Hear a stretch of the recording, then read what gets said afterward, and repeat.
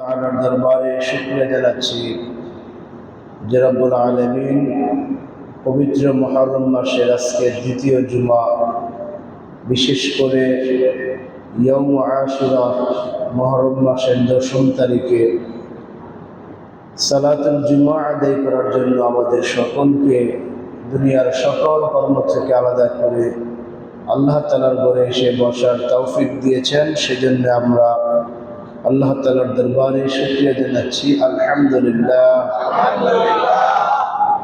পাশাপাশি অসংখ্য দুরূদ এবং সালাম পেশ করছি আমাদের নবী, আখির নবী, সাইয়্যিদুল মুরসালিন, খাতামুন নবিয়্যিন মুহাম্মদুর রাসূলুল্লাহ সাল্লাল্লাহু আলাইহি ওয়াসাল্লামের প্রতি। আল্লাহুম্মা সাল্লি আলা মুহাম্মদ, আল্লাহুম্মা বারিক আলা মুহাম্মদ। সম্মানিত হাজরিন, মহাগ্রন্থ আল কোরআনের ধারাবাহিক আলোচনায় আজকে আমি তেলাওয়াত করেছি সূরা কাহফের 107 এবং 108 নম্বর দুটি আয়াতে কারিমা।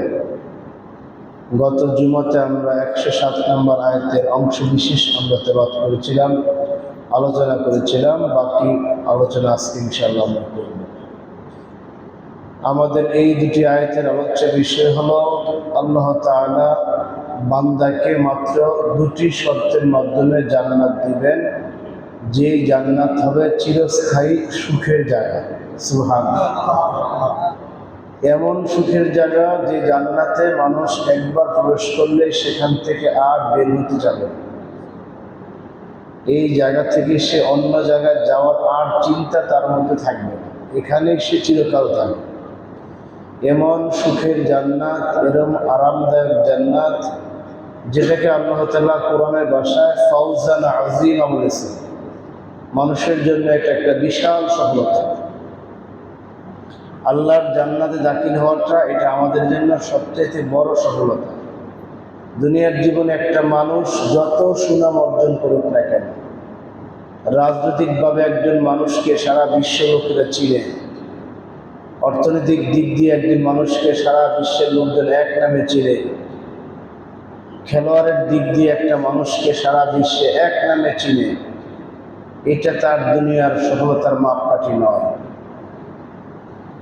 সফলতার মাপকাঠি হলো দুনিয়াতে আপনাকে কেউ চিনবে না, কেউ জানবে না, অথচ আপনি আল্লাহর দরবারে আল্লাহর প্রিয় পাত্র, আপনি জাহান্নাম থেকে নিজেকে মুক্ত করে জান্নাতে যেতে পারলেন, এটা হলো আপনার জীবনের সবচেয়ে বড় সফলতা। সুবহানাল্লাহ। সেই সফল ব্যক্তিদের দুটি গুণের কথা আল্লাহ তাআলা 107 নম্বর আয়াতে বলেছেন, ইন্নাল্লাযীনা আমানু ওয়া আমিলুস সালিহাত। প্রথম গুণ হলো তিনি ঈমানদার হবেন। কি হবেন? ঈমানদার হবেন। আমরা গত জুমাতে সেই ঈমানদারদের কথা বলেছিলাম, অনেক আলোচনা আমরা করেছিলাম। ঈমানদার হওয়ার জন্য কি কি বৈশিষ্ট্য থাকা দরকার সেগুলো আমরা আলোচনা করেছিলাম। আজকে আমরা আলোচনা করব ওয়া আমিলুস সালিহাত, সৎ কাজ করা। আমাদের আজকের আলোচ্য বিষয় হলো ঈমানের পাশাপাশি সৎ আমল করা। আল্লাহ তাআলা কোরআনের মাধ্যমে, হাদিসের মাধ্যমে এমন কিছু আমল আমাদেরকে দিয়েছেন, এমন কিছু কল্যাণকর এবং শরীয়ত সম্মত আমল দিয়েছেন, যে আমলগুলোকে সৎ আমল বলা হয়, আমলে সালেহা বলা হয় কোরআনের ভাষায়। এই শব্দটা কোরআনে আল্লাহ তাআলা বহু জায়গায় বলেছেন। যেখানে ঈমানের কথা বলেছেন সেখানে আমলে সালেহার কথা বলেছেন। ইল্লাল্লাযীনা আমানু ওয়া আমিলুস সালিহাত, এই বাক্যটা আছে সূরা 3 এবং সূরা আসর। দু জায়গায় আল্লাহ বলেছেন যে ঈমান এবং সৎ কাজ যারা করবে তারা ব্যতীত বাকিরা সব ক্ষতিগ্রস্ত, বাকিরা সব আমার কাছে একেবারে নিকৃষ্ট। সূরা বুরুজে আল্লাহ তাআলা ঠিক এমন কথা বলেছেন, ইন্নাল্লাযীনা আমানু ওয়া আমিলুস সালিহাতি লাহুম জান্নাতুন তাজরি মিন তাহতিহাল আনহার। সেখানে বলেছেন ঈমান আনলো, এরপরে নেক কাজ করবে। সূরা বাকারাতে বলেছেন আবাশশিরিল্লাযীনা আমানু ওয়া আমিলুস সালিহাত, যারা ঈমান আনলো এবং পাশাপাশি সৎ কাজ করলো তাদেরকে আপনি জান্নাতের সুসংবাদ দান করুন। সুবহানাল্লাহ। সুতরাং ঈমান ছাড়া একজন মানুষের সৎ কাজের কোনো মূল্য নেই। ইমান ছাড়া ভালো কাজের কোনো মূল্য আছে? নাই। এই জন্য আমাদের ইমানকে পুক্তা করতে হবে। গত জুমাতে আমরা আলোচনা করেছি, আজকে আমরা আলোচনা করব সৎ কাজগুলি কি কি। আল্লাহ প্রদত্ত যত ফরজ আমল আছে সবগুলি সৎ কাজ। আল্লাহ আমাদের এই জীবনে যত ফরজ আমল দিয়েছে, দৈনিক 5 ওয়াক্ত নামাজ পড়া ফরজ, ফরজ কিনা? ফরজ। বছরে একবার রমজান মাসের 30 অথবা 29 দিন রোজা রাখা ফরজ। সামর্থ্যবানদের জীবনে একবার হজ করা ফরজ। নির্ধারিত পরিমাণের সম্পদের মালিক হলে যাকাত দেওয়া ফরজ। পর্দা করা ফরজ। সৎ কাজ করা ফরজ। সত্য কথা বলা ফরজ। মানুষকে ধোঁকা না দেওয়া ফরজ, ধোঁকা দেওয়া হারাম। এরকম কোরআন হাদিসে বর্ণিত যত ফরজ আমল আছে সবগুলি হলো আমলে সালেহ। দান সদকা করা আমলে সালেহ, মানুষের সাথে ভালো আচরণ করা আমলে সালেহ, তাওবা ইস্তেগফার করা আমলে সালেহ। কোরআনের বহু জায়গায় এই আমলে সালেহাগুলি বিভিন্নভাবে আলোচনা করছেন। যদি আমরা একটা একটা করে আলোচনা করতে চাই অনেক দিন লাগবে, অনেক সময় লাগবে।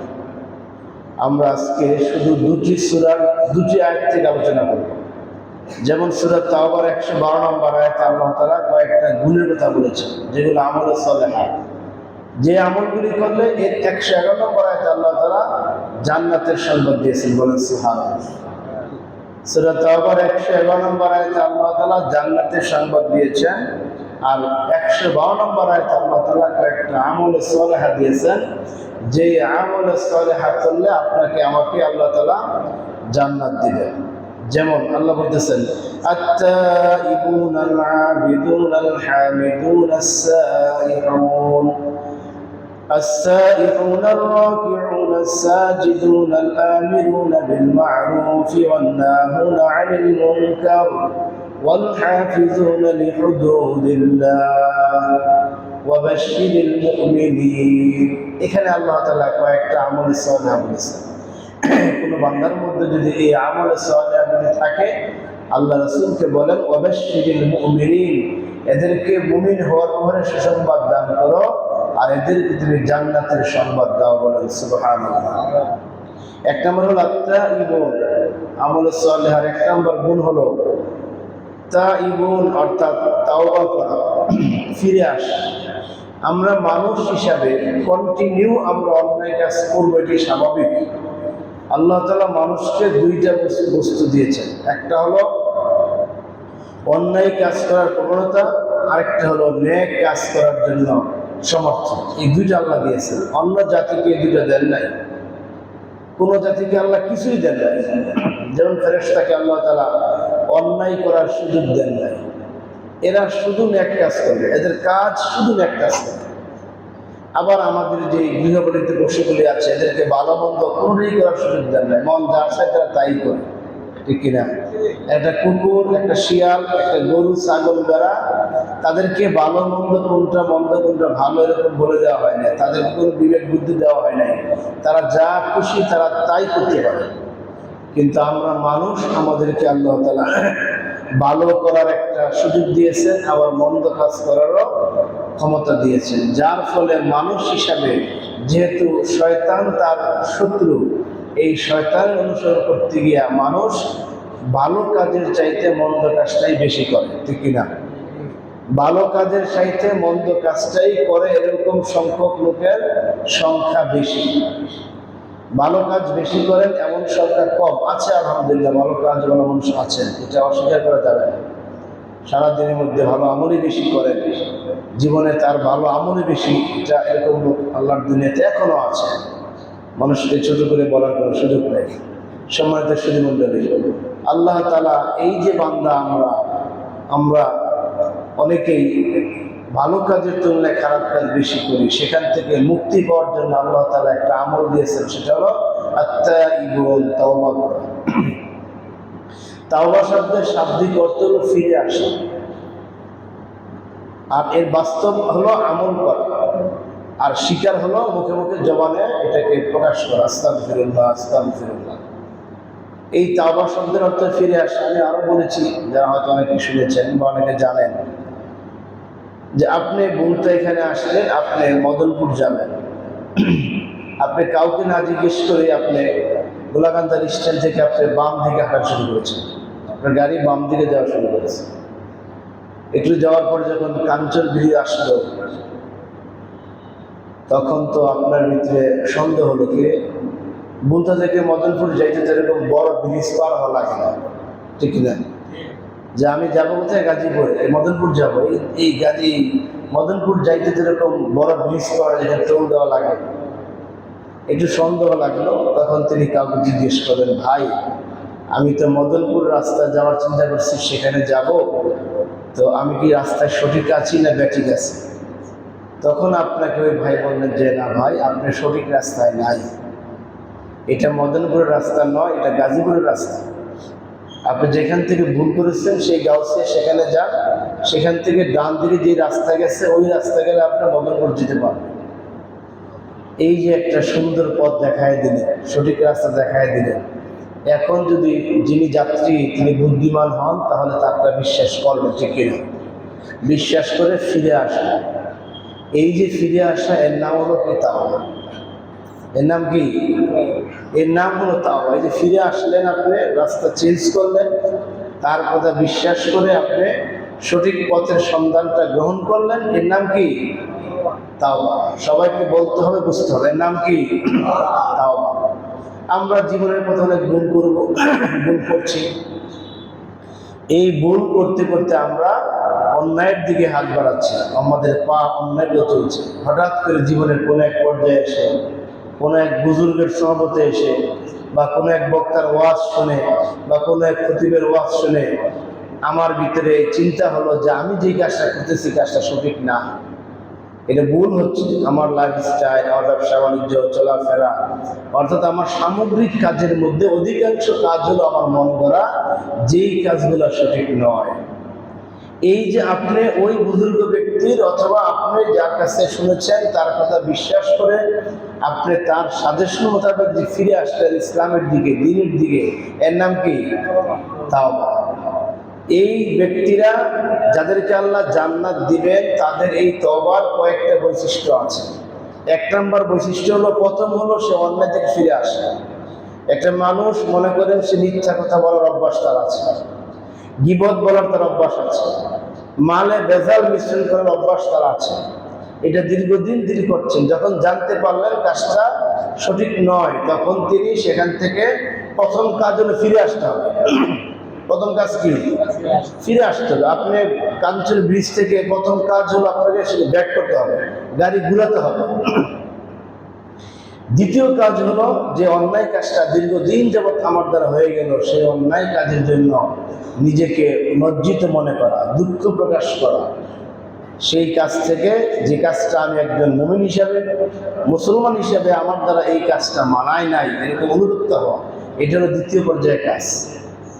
তৃতীয় পর্যায়ের কাজ হলো, আর জীবনে কখনো আমি এই কাজটা করব না, এরকম দৃঢ় সিদ্ধান্ত নেওয়া। সেই সিদ্ধান্ত যদি আমি আমার সাথে নিতে পারি, সাক্ষী একমাত্র আল্লাহ, তাহলে ভালো।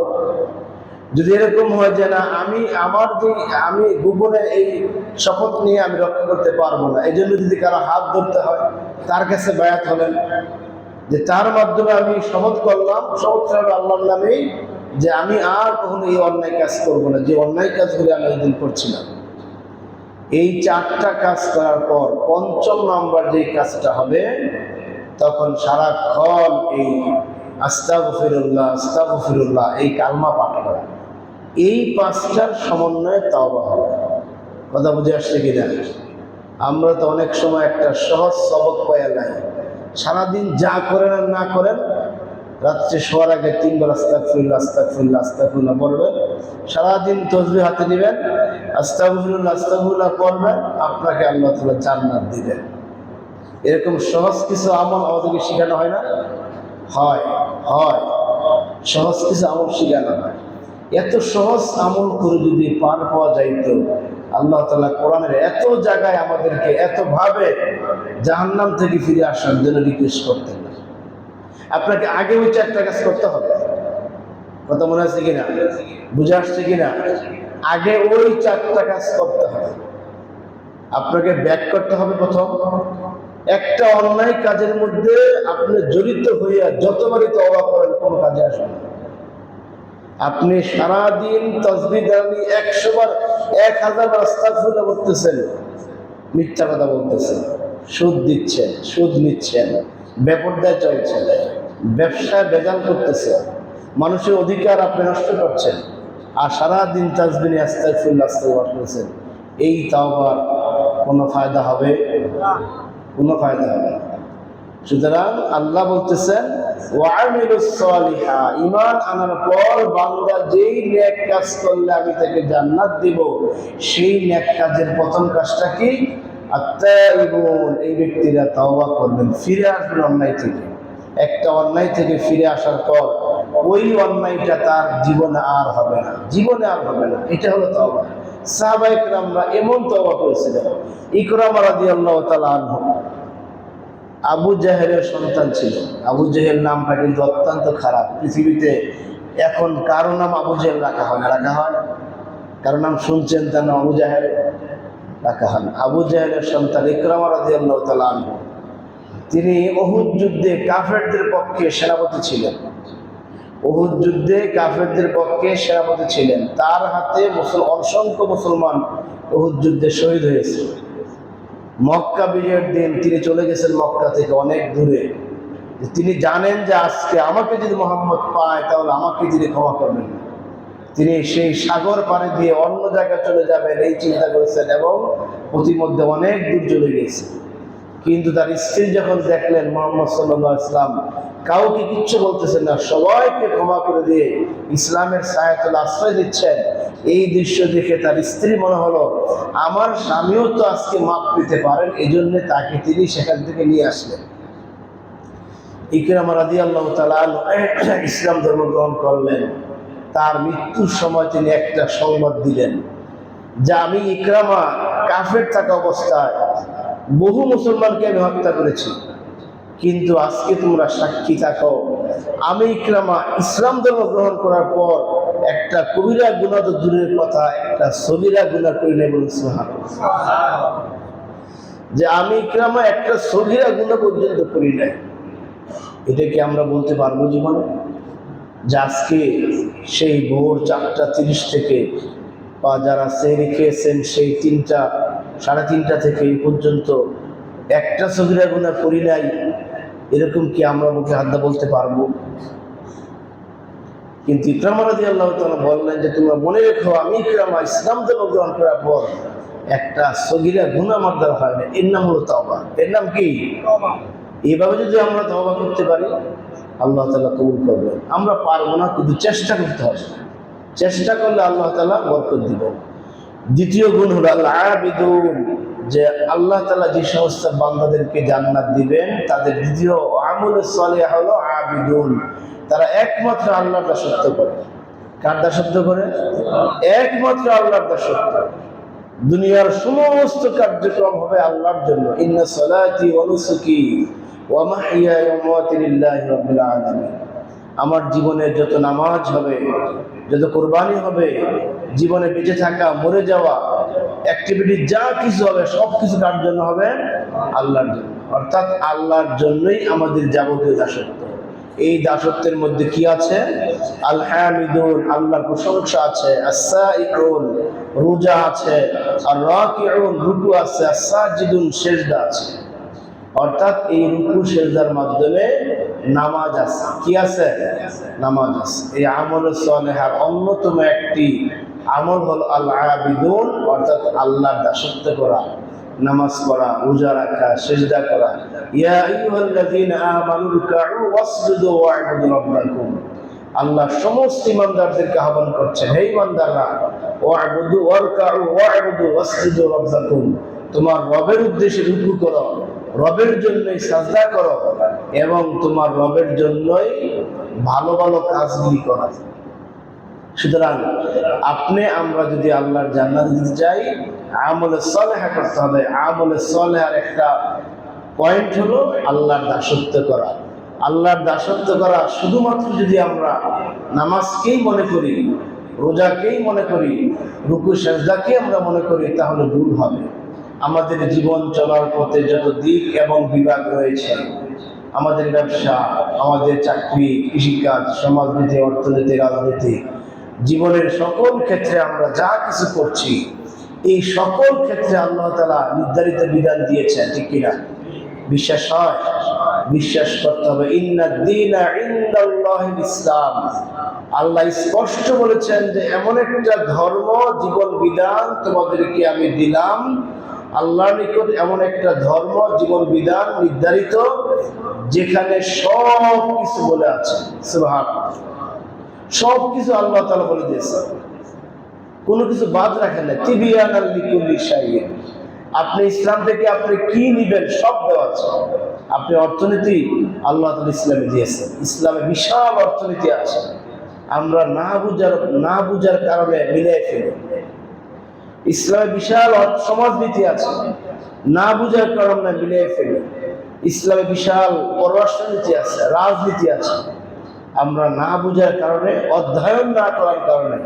একটা মানুষ জীবনে কোরআন তেলাওয়াত করতেই পারে না, সে কোরআন থেকে ফতোয়া দেয় যে ইসলামে অর্থনীতি বলতে নাই, সুদ আর মুনাফা এক জিনিস। বলেন নাউজুবিল্লাহ, বলে কি না? বলে। ইসলামের রাজনীতি নাই, ইসলামের সমাজনীতি নাই। আরে বেকুফ, সে তো এগুলা পড়াশোনা করে নাই। একটা মানুষ সেগুলা পড়াশোনা না করে সে ফতোয়া দেয় কিভাবে? কথা ঠিক কিনা? এই যে ইসলামের সমস্ত বিধিবিধানগুলি পালন করার নাম হলো আল্লাহর দাসত্ব করা। এই মানুষ এই কাজগুলি করবে। আরেকটা গুণ হল আস-সাইহুন, তারা দ্বীনের জন্য উৎসর্গ হবে।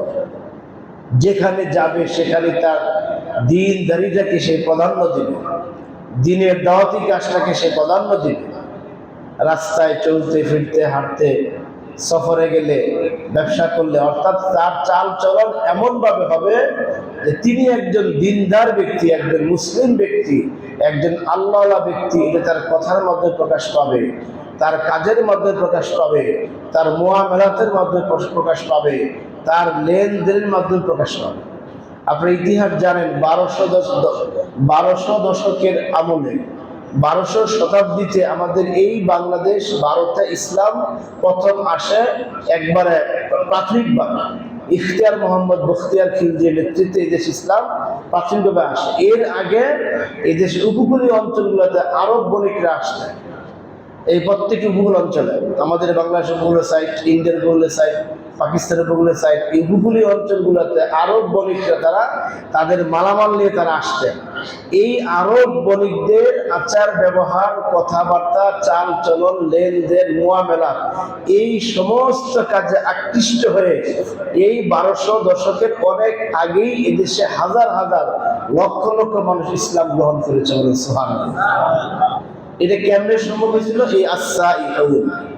তাদের চিন্তা ছিল, আমরা মুসলমান, আমরা যেখানে যাব আমাদের মুসলমানের যে একটা কালচার, একটা সংস্কৃতি, একটা স্বতন্ত্র তাহজিব তামাদ্দুন আছে, ওইটাকে আমরা বজায় রাখবো। মুসলমানের একটা ব্যবসা নীতি আছে, মানুষের একটা মুআমালাত নীতি আছে, লেনদেনের একটা নীতি আছে। এই সমস্ত নীতিগুলি আমরা বজায় রাখবো। উদ্দেশ্য হলো আমাদের এই আকর্ষণে আকর্ষিত হয়ে যাতে নতুন নতুন মানুষগুলি ইসলামে দাখিল হয়। বলেন সুবহানাল্লাহ। কথা বুঝে আসছে কিনা? এই কাজগুলি একজন মুসলমানের আমলে চলে। আপনি ব্যবসা করবেন যাতে আপনার কাস্টমাররা বুঝতে পারে এটা একটা মুসলমানের ব্যবসা। আপনি কথা বলবেন যাতে পাশের ব্যক্তি বুঝতে পারে এটা একটা মুসলমানের কথা। সুতরাং আস-সাইহুন এটা অত্যন্ত গুরুত্বপূর্ণ একটি বৈশিষ্ট্য। ওয়াল আমিরুনা বিল মা'রুফ ওয়ান নাহুনা আনিল মুনকার।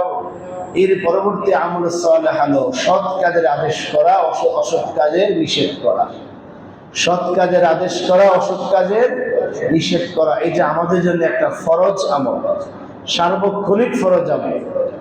যেখানেই অন্যায় হবে সেখানেই অন্যায় কাজে বাধা দেওয়া, যেখানে সত্যের দাওয়াত দেওয়ার প্রয়োজন সেখানে সত্যের দাওয়াত দেওয়া। এটা সবসময়। আপনি প্রস্তাব করে গেলেন, কিছু ছেলে দাঁড়িয়ে প্রস্তাব করতেছে, তাকে আপনি দাওয়াত দিলেন, বা এই কাজটা অন্যায়, এই দাঁড়িয়ে প্রস্রাব করার কারণে তোমার কিডনি মারাত্মক ক্ষতিগ্রস্ত হচ্ছে, প্রস্রাব ক্লিয়ার হচ্ছে না, অল্প বয়সে তোমার কিডনি নষ্ট হয়ে যাবে। তাকে এই বৈজ্ঞানিক যুক্তি দিলেন, এরপরে বললেন এই কাজটা হারাম, কবিরা গুনাহ। ওই যুবকটা যদি তার ভিতরে ইমানের কোনো নূর থাকে, সে আর দাঁড়ায় প্রস্তাব করবে না। কারণ প্রথম তাকে বলছেন ক্ষতির দিকটা, এরপরে আমলের দিকটা। একটা মানুষ দেখতেছেন দাঁড়ায় চা খাইতেছে, বাম হাতে খাইতেছে, এই দোষ আছে না নাই? এইখানে যখন আপনি দেখলেন যে সে দাঁড়ায় পানি খাইতেছে, আপনি প্রথমে তাকে এই বৈজ্ঞানিক চিকিৎসা বিজ্ঞানের ভাষায় বললেন, ভাই তুমি যে এই কাজটা করতেছো, এই যে দাঁড়িয়ে পানি খাচ্ছ, তোমার কিডনিটা একেবারে 1% হলেও ক্ষতিগ্রস্ত হচ্ছে। তুমি যে দাঁড়িয়ে চা খাচ্ছ, তোমার কিডনিটা সামান্যতম হলেও ক্ষতি হচ্ছে। এইভাবে দাঁড়ায় পানি খাইতে খাইতে খাইতে খাইতে একসময় তোমার কিডনিটা বিকল হয়ে যাবে। খবরদার, কিডনি যদি বিকল হয়ে যায় তুমি কিন্তু বাঁচবা না। এই জন্য কখনো দাঁড়িয়ে পানি পান করবে না, বসে খাও। দ্বিতীয় বললেন, দাঁড়িয়ে পানি পান করা আমাদের ইসলামে জায়েজ নাই। নাউযুবিল্লাহ বলেন, গুনাহের কাজ। দাঁড়িয়ে পানি পান করা কিসের কাজ? গুনাহের কাজ। সুতরাং এইভাবে আপনি যেখানে অন্যায় দেখবেন, সেখানেই আপনাকে এই অন্যায় কাজ থেকে মানুষকে ফিরাবার জন্য চেষ্টা করতে হবে। মান রাআ মিনকুম মুনকারান ফালিয়ুগাইয়িরহু বিয়াদিহি। আল্লাহ রাসূল বলছেন, তোমার সামনে যেখানে অন্যায় কাজ হবে, তোমার দায়িত্ব হলো ফালিয়ুগাইয়ির বিয়াদিহি, হাত দ্বারা বাধা। যদি হাতের প্রয়োজন হয়, তুমি হাত দ্বারা এটাকে বাধা দিয়ে অন্যায়কে প্রতিহত করবে। যদি হাতের প্রয়োজন না হয়, অথবা তুমি সমর্থ নাই, তখন তুমি কি করবে? ফাবিলিসানিহি, জবান দ্বারা তুমি তাকে নিষেধ করবে। যে দুটো উদাহরণ দিলাম, পানি খাওয়া, প্রস্রাব করা, জবান দ্বারা তুমি সেই কাজটাকে প্রতিহত করবে, অর্থাৎ জবানের মাধ্যমে সেই কাজটাকে বাধা দিবে। তৃতীয় হলো, এতেও যদি অক্ষম হও, ফাবিকলবিহি, অন্তর দ্বারা তুমি, আমরা বলি যে ঘৃণা করা, ঘৃণা করাটা এটা সঠিক অর্থ নয়। তুমি অন্তর দ্বারা সেই কাজটাকে খারাপ জানবে এবং সেই কাজটা থেকে এই লোকটাকে কিভাবে উদ্ধার করা যায় তুমি একটা ফিকির করবে। কারণ এই কাজটা যে করতেছে, মনে করে ধরুন কোনো এক গলির চিপায় নিয়ে একটা পোলাকে, 2-3টা পোলা হয়তো মারতেছে বা ছিনতাই করবে বা তাকে নাজেহাল করতেছে, এরকম হয় না সময়? কোনো গলির চিপায় গিয়ে আপনি ঘটনা দেখে ফেলছেন। এখন আপনি, তারা যেই মানের ছেলেপেলে, যে দুর্দর্শ বা তাদের সাথে অস্ত্র থাকতে পারে, আপনি এখন তাকে হাত দ্বারা তো প্রতিহত করতে পারবেন না, তারা সংখ্যা 3, আপনি একা। এখন আপনি মুখ দ্বারা বললেন শৃঙ্খলা, মানে আপনাকে মারতে পারে।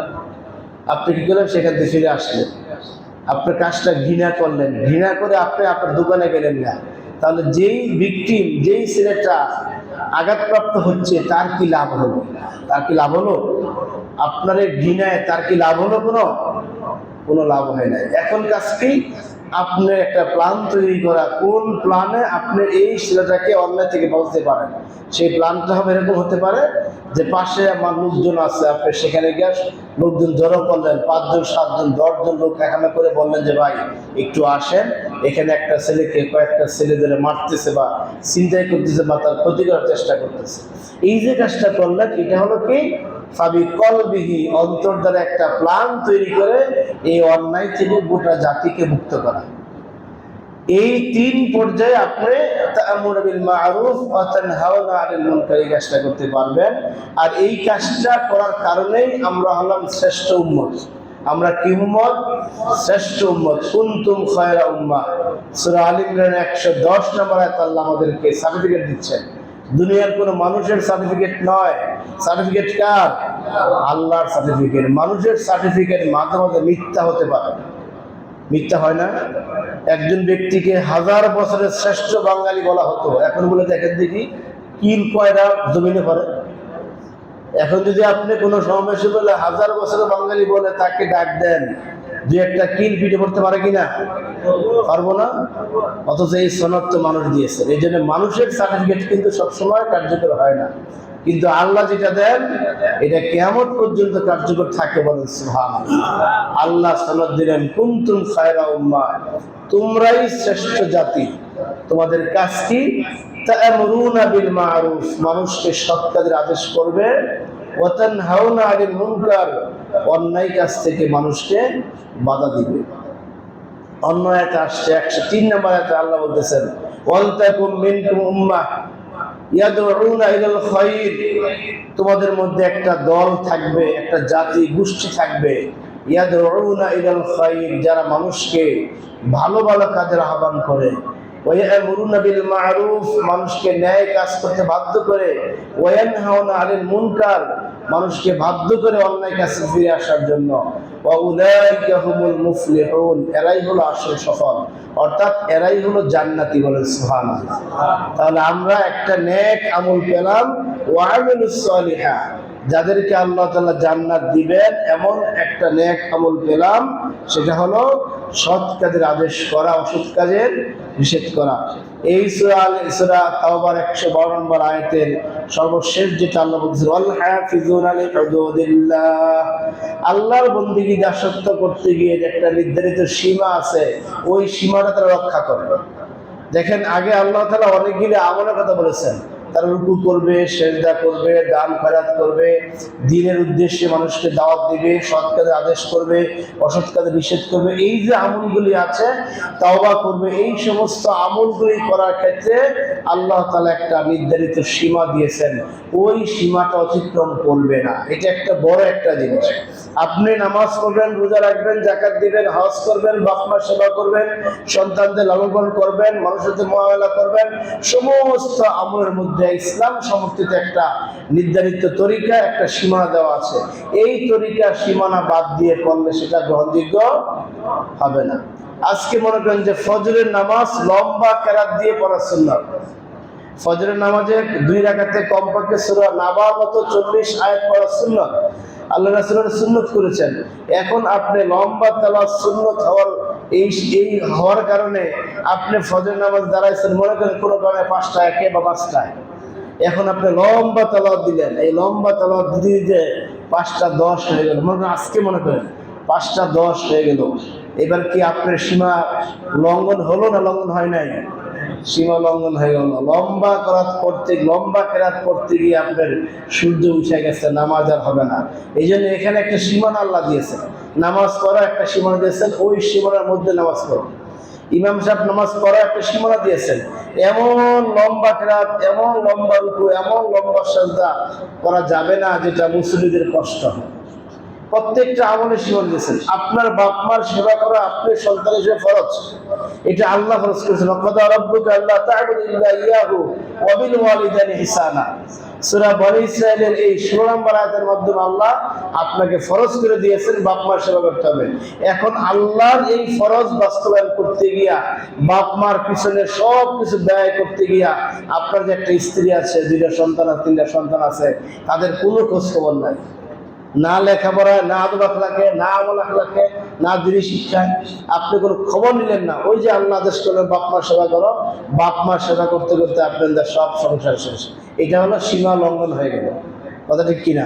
এরকম আল্লাহর কোনো আমলেই সীমা লঙ্ঘন করা যাবে না। অবশ্যই মুমিনিন, আল্লাহ মুমিনদেরকে জান্নাতের সংবাদ দিলেন। আরো অনেক লেখা ছিল, সময় সংক্ষিপ্তের কারণে বলা যাচ্ছে না। সূরা আল মুমিনুনের মধ্যে প্রথম পর্যায়ে 10টি আয়াতে আল্লাহ তাআলা 7টি এই আমলে সলেহা বলেছেন, যে 7টি আমলে সলেহা করার পর আল্লাহ তাআলা জান্নাতের ঘোষণা দিয়েছেন। বলেন সুবহানাল্লাহ। সেটা কি? কদ আফলাহাল মুমিনুন আল্লাযীনা হুম ফি সালাতিহিম খাশিউন। 1 নম্বর সৎ আমল হলো নামাজ তো সে পড়বেই, এটা তো অন্য সূরাতে আল্লাহ বলেছেন। এখানে নামাজের মধ্যে সৎ আমল হলো খুশু নামাজ পড়া, অর্থাৎ আন্তরিক ভাবে ভদ্র এবং নম্র হয়ে নামাজ পড়া।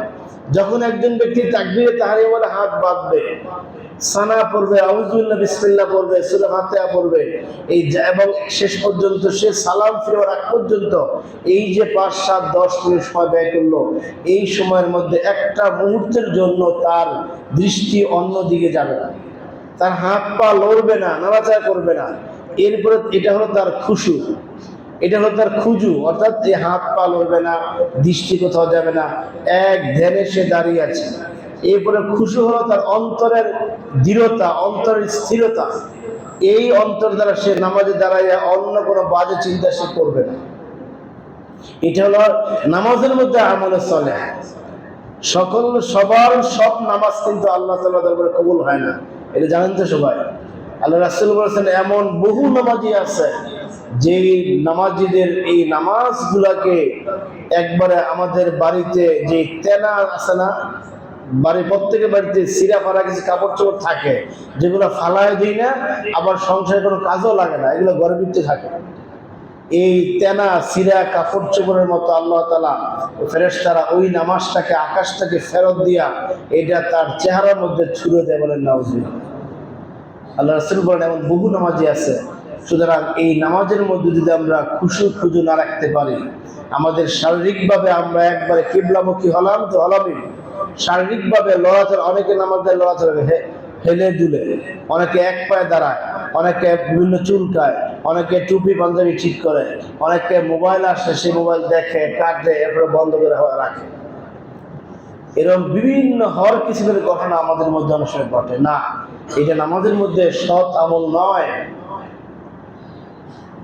আপনি এই সমস্ত কিচ্ছু করতে পারবেন না, দাঁড়াইছেন তো দাঁড়াইছেন, বাস একেবারে নামাজের রুকু সেজদা সব কিছু হক আদায় করে আপনি করলেন, এটা নামাজের মধ্যে আমলে সালেহ। এইভাবে না পড়লে সেই নামাজটা গ্রহণযোগ্য হবে না। এরপরে বলতেছেন আল্লাহ তাআলা যে এই নামাজের মধ্যে বিনম্র হওয়ার পর আল্লাযীনা হুম আনিল লাগwi মুরিদুন, বেহুদা কথা কাজ তারা পরিহার করে। যেই কাজে আমার কোনো ফায়দা নাই, যেই কাজে দুনিয়াবি কোনো ফায়দা নাই, আখিরাতের কোনো ফায়দা নাই, এরকম যত বেহুদা বাতিল কাজ আছে, বাতিল কথা আছে, এরকম বেলুলে সমস্ত বাতিল কথা কাজ তারা পরিত্যাগ করে। এই ব্যক্তি হলেন আমলে সালেহ একজন ব্যক্তি। কথা বুঝে আসছে? আপনি ইমানদার হিসেবে জান্নাতের যে সুসংবাদ আল্লাহ আপনাকে দিলেন, আপনার জীবনে কোনো বাজে কাজ হবে না। কিন্তু আমরা দেখি আমাদের জীবনের অধিকাংশ অংশ বাজে কাজে ব্যয় হয়। সারা রাত্র দেখে ফুটবল খেলা দেখে, এরকম মানুষ আছে না? সকালে আবার গল্প করে যে তার গোল মারাটা, তার গোলকিপারটা ভালো হয় না, এটা হয় না সেটা হয় না, এরকম গল্প করে। আচ্ছা, এই যে ফুটবল খেলা হচ্ছে, সেই খেলা আপনি সারা রাত্র জেগে আপনি দেখলেন, আপনার কি লাভটা হইল বলেন? আমার এই কথার সাথে একমত অনেকে হবেন না। আমি ভাবেন যে আপনারা মৌলবীরা খেলা বুঝেন না, ইংলিশে নিয়ে কথা বলবেন। খেলা পুরো বুঝি, আমি ভালো খেলতে পারছি একসময়, ছাত্র জীবনে ভালো ফুটবল খেলছে সেই 94-99 সালে, পুরা খেলা বুঝি। এখন দেখি সব বাজে, সবগুলা কি বাজে বেহুদা কাজ। সুতরাং এই বাজে বেহুদা কাজ নিয়ে যারা এখনো আছেন, সতর্ক হন, আপনার অন্যান্য আমলগুলি বাতিল হয়ে যাবে। কারণ এটা কিন্তু আল্লাহর কালাম যে মুমিন হওয়ার জন্য শর্ত হলো তার জীবনে কোনো বাজে কাজের ছোঁয়া লাগবে না।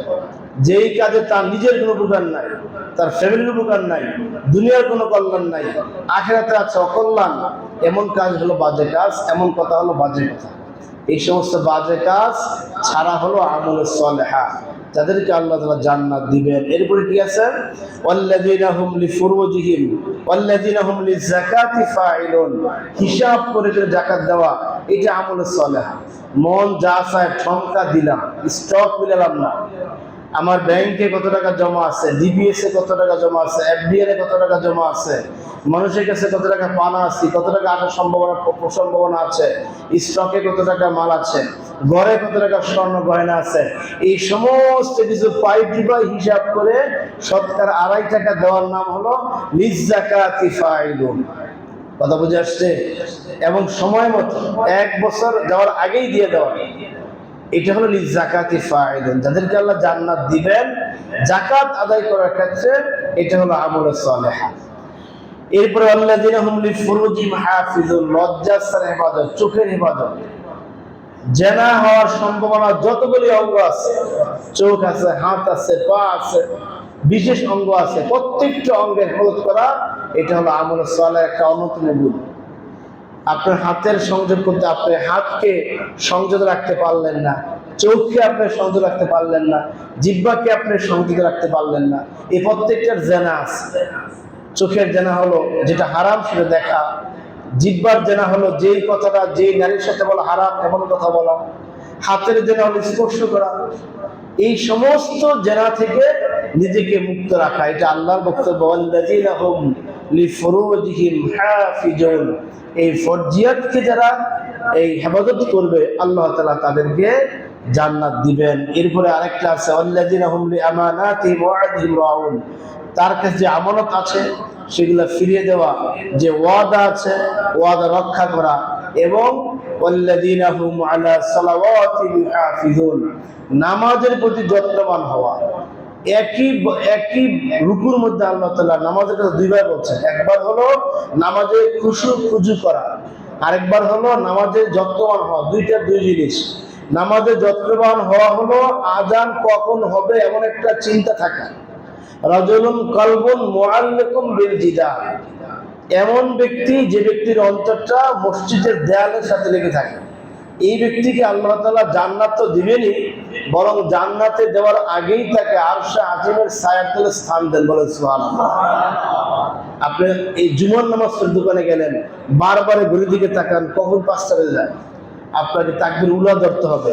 এই যে একটা মসজিদে লেগে থাকা, কখন আজান হয়, কি আজান তো 4:55 দেয়, 56 হয়ে গেছে আজান দেয় না কেন, 57 হয়ে গেছে আজান দেয় না কেন, এই যে একটা মনের দিকে টেন্ডেন্সি।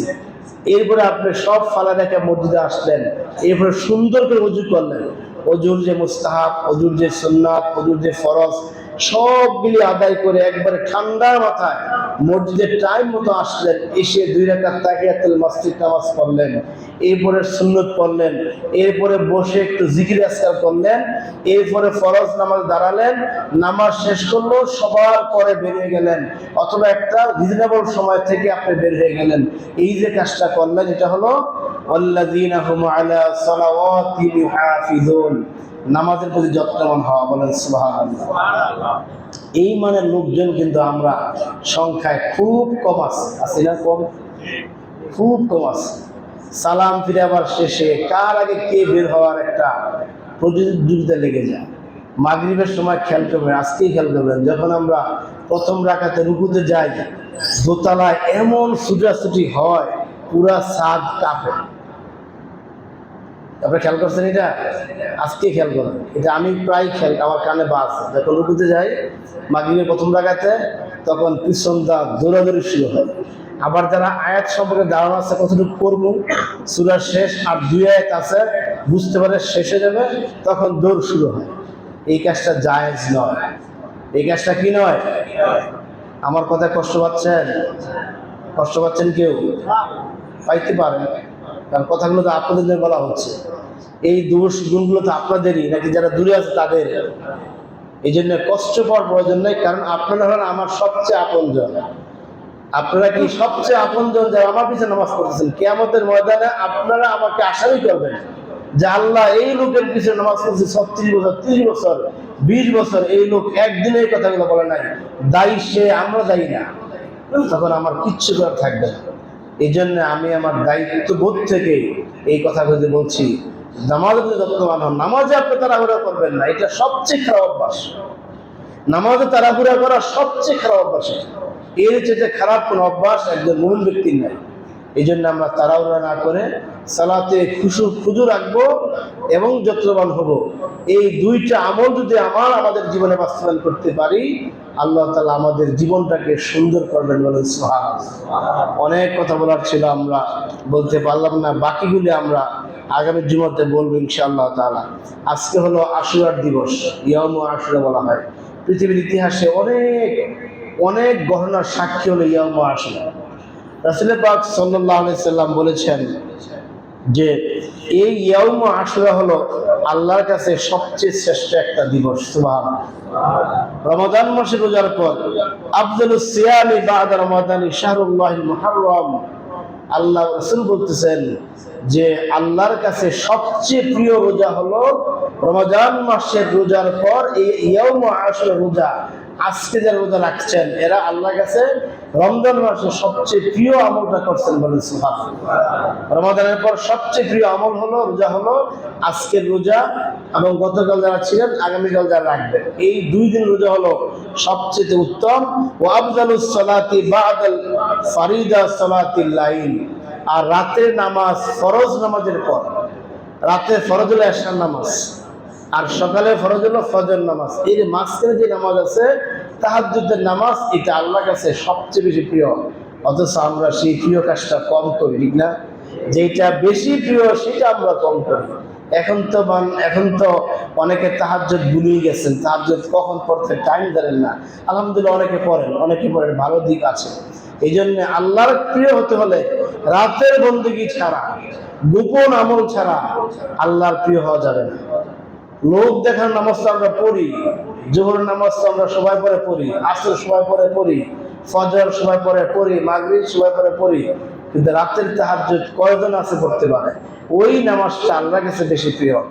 এভাবে আল্লাহ তাআলা এই আশুরার দিবসে অনেক ঘটনা ঘটিয়েছেন। বিশেষ করে সবচাইতে আল্লাহ রাসূল যে কারণে বেশি এটাকে গুরুত্ব দিতে, সেটা হলো দীর্ঘ অনেক দিন অত্যাচারের পর আল্লাহ তাআলা এই আশুরার দিবসে বনী ইসরাইলকে সেই স্বৈরাচারী ফ্যাসিস্ট সেই ফেরাউনের কবল থেকে আল্লাহ মুক্ত করেছিলেন বনী ইসরাইলকে। বলেন সুবহানাল্লাহ।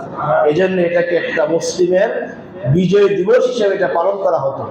কিন্তু হিজরি 61 সনে সেই কারবালার প্রান্তরে যখন একটি হৃদয় বিদারক ঘটনা ঘটল, এজিদ বাহিনীর হাতে ইমাম হুসাইন রাদিয়াল্লাহু তাআলা আনহু নির্মমভাবে যখন শহীদ হলেন, ওই দিবসটা হওয়ার পর থেকে মুসলিম বিশ্ব এই দিবসটাকে, আশুরাকে শোকের দিন হিসেবে গ্রহণ করেছে।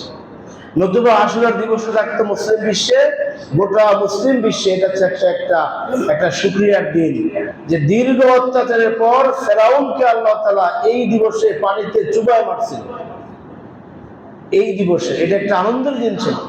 ফ্যাসিস্টরা যখন বিদায় নেয়, তাদের যখন পতন হয়, তখন মানুষ আনন্দ করে, এটি স্বাভাবিক, ঠিক কিনা? এটি স্বাভাবিক।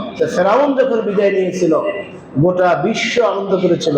এই আনন্দের অব্যাহত এখনো থাকতো, কিন্তু সেই কারবালার ঘটনার কারণে এখন আমরা সেগুলা ওইভাবে করতে পারি না। এই কারবালার থেকে আমাদের বড় শিক্ষা হলো ধৈর্যের সাথে সত্যের মোকাবেলা করতে হবে। নিজের জীবনের সর্বশেষ বিন্দু দিয়ে সত্য প্রতিষ্ঠায় অটল থাকতে হবে। সেই শিক্ষা ইমাম হুসাইন রাদিয়াল্লাহু তাআলা আনহু তার পরিবার বর্গ সহ সেই এজিদের হাতে শহীদ হয়ে সেটা প্রমাণ করে গিয়েছেন, না আমি শহীদ হব, আমার শিশু সন্তান সহ ফ্যামিলির সবাই শহীদ হব, কিন্তু সত্যের পথ থেকে আমরা এক চুল পরিমাণ পিছপা হব না, অন্যায়কে আমরা কখনো মাথা পেতে নিব না। এটা হলো কারবালার আসল শিক্ষা। কিন্তু আমাদের দেশে এক শ্রেণীর ব্যক্তিরা সেই কারবালাকে উদ্দেশ্য করে নিজের শরীর থেকে রক্ত ঝরায়, বিভিন্ন মাতম করে, তাজকিয়া মিছিল করে, যেগুলা শরিয়া সম্মত নয়। আল্লাহ তাআলা আমাদের সকলকে শরিয়া সম্মত আমলে সালেহাগুলি করার তৌফিক দান করুন, আমিন। সম্মানিত